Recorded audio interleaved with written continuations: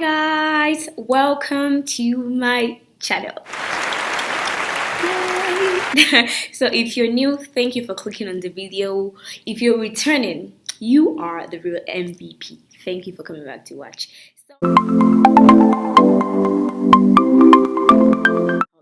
So it's August and students are like going back to school, and lots of students, especially new students in universities and colleges and high schools, have questions and they're like, how am I going to survive? So I'm going to just give you guys a background story of why I'm making this video today.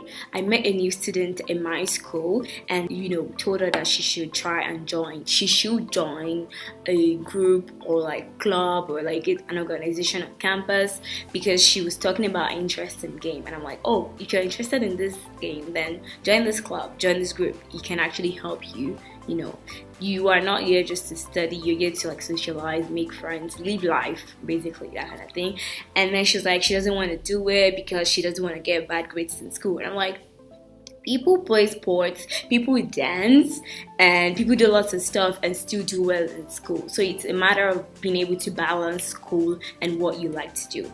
And as I was talking to her, I remember there was a time where I actually wrote something about this and posted it on my blog when I still used to type on the blog. And it's still on the blog, so I did not take it down. And I think I will just reference the blog and read off it and say more about what I have to say about those things to you guys today. And I will put the link to the write-up in the description box below in case you'd like to go check it out. Oh yeah, so I'm just like on the thing, I'm actually on the blog right now, and I can see that the reason why I wrote that thing that time was because my friend Richard asked me, if you're watching this video I mentioned your name and I'm not cutting it off. So he asked me that how do I balance school and hobby. So I was like, okay, I'm going to write something about it and send it to you. So I wrote it and I thought this was actually, it was okay to some extent. So I posted it on my blog. So the first thing I said was that you should work with schedules. So having a schedule actually helps me. And I think if you have a number of things going on, having a schedule can really work for you, because then you have everything planned out and this is what I have to do today, this is what I have to do tomorrow, and you're not going to forget anything. And to do that, you can actually like use your phone, your calendar on your phone, or if you're like me and you prefer writing your stuff down, you can actually get something like this. This is what I used throughout last year. So this was something I got from my school and it was given to us by the Students' Union, and it was really helpful for me. I used it from last September until like today's the last day, and I still wrote stuff. So it's really important for you to have a schedule because it helps you keep track of what you need to do, things you've done and things you've not done. And I'm just going to show you guys this real quick. This is the page open. You can see you can actually like write everything out, like this is how I do mine. And you have, for example, if you're going to work classes, those things might be too much for you, and then you have to volunteer. You have extracurricular clubs and organizations or groups to attend to on campus. You have lots of things going on, so you really need to keep track of things that you need to do. As you write out your schedule, remember that there are times when your schedule is not gonna, things are not gonna go as you planned. So when those things happen, do not beat yourself up. Life happens, right? So what you just have to do is, prioritize. Treat whatever you have to do in the order of priority. For example, if you have to take classes, if you have to work, if you have to volunteer, and if you have to play basketball, which one is more important to you? Well, some people could say work and some people could say school. So if you're a student that you pay tuition by yourself, both could be equally important. But remember that if you fail your class and pay tuition, it's just technically you wasting the money you get. So I would advise a student to choose their class as their priority. So as I said, if you had to take class, if you had to work, if you had to volunteer, and if you had to play basketball, group those things according to their order of importance to you. It could be class, work, volunteer, and basketball, or class, work, basketball, and volunteer. So from what I wrote here, the third one is to remember your end goal and deadlines. And right, so one thing I always used to tell myself is, if I don't catch up with my hobby today, if I don't make a YouTube video today, I can always make it another time. But if I don't do my assignment today and it is due at 12 a.m. this morning, except I get an extension from my instructor, I'm not going to get that time back. So it's important for you to, remember this is the deadline for this thing, and that's why your schedule is also important. You have what you have to do, and then your time written out, and you are able to see visually what you have to do. So you have deadlines for your schoolwork. You don't have deadlines for what you like to do.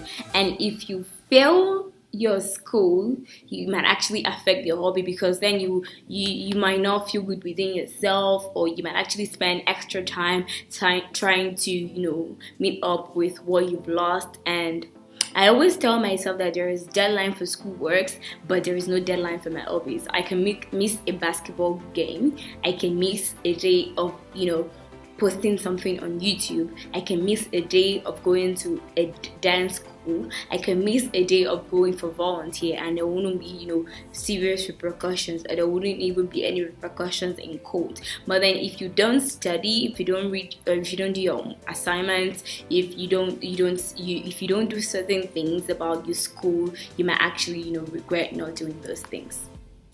And that brings us to number 4. So number 4 is really important for me.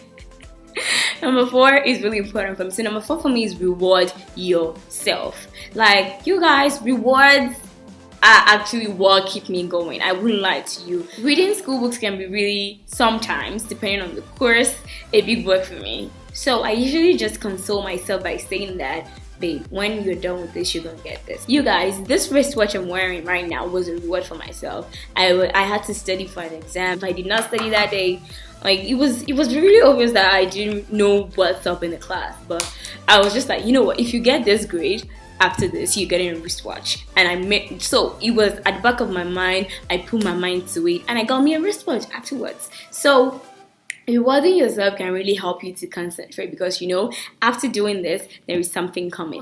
So after studying, you don't have to always reward yourself with material things. You can always reward yourself by doing what you like. So instead of saying, after studying, I'm gonna get myself a pen, I'm gonna get myself a cookie, you can say, after studying, I'm gonna reward myself with playing basketball. I'm gonna reward myself with sitting down and making my YouTube videos. I'm gonna reward myself with posting my YouTube videos. Those kind of things, So reward yourself with either something you like to do, or with something you've been wanting to get.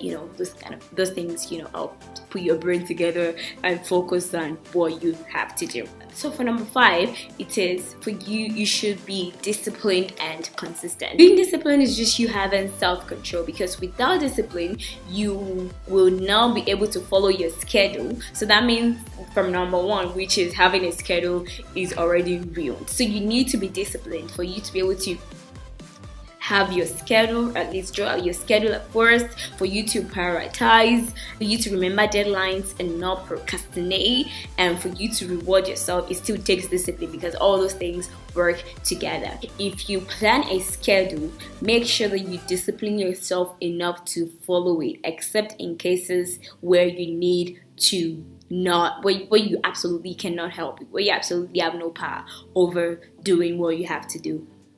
Do not procrastinate, be disciplined, have self-control. You need to do your homework, do it, do not postpone it until another day.